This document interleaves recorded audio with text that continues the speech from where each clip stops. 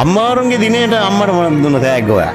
මම අම්මට මුකුත් දුන්නේ නැහැ. මං අම්මට ආදරේ කියලා නම් කිව්වා. කිව්වද මොනවද අම්මා කිව්වද? අම්මා මගේ පුතා හොඳට ඉගෙන ගන්න කියලා කිව්වා. අයියේ එහෙම කිව්වා. දැන් අම්මාවරුන්ගේ දවසේ දැක්කද ටීවී එකේ ගොඩක් දේවල් කියා. මොනවද දැක්කේ? ඔව් සර් අර මේ ඇක්සිඩන්ට් එකක් වුණේ.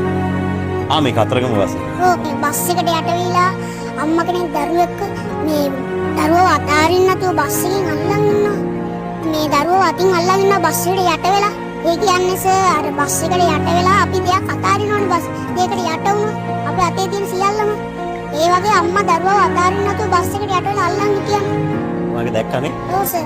මේ අම්මගේ සම මේ ඇහැට කඳුලක් එක්කලා ඉන්නද? රටේම කට්ටිය වෙලා ඇඬුවා ඒක දැකලානේ.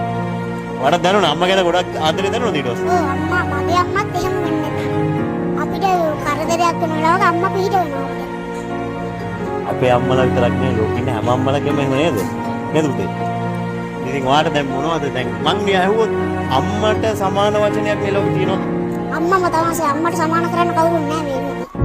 උණුහුම මටම දිදී ඒ හිතලේ නිදී නෑ තව දුක් කන්ද නිම්මා තුන් ලෝකයම රැකි ඈ මහ පිරිත වෙනි සසරම අත් නොහරි අම්මා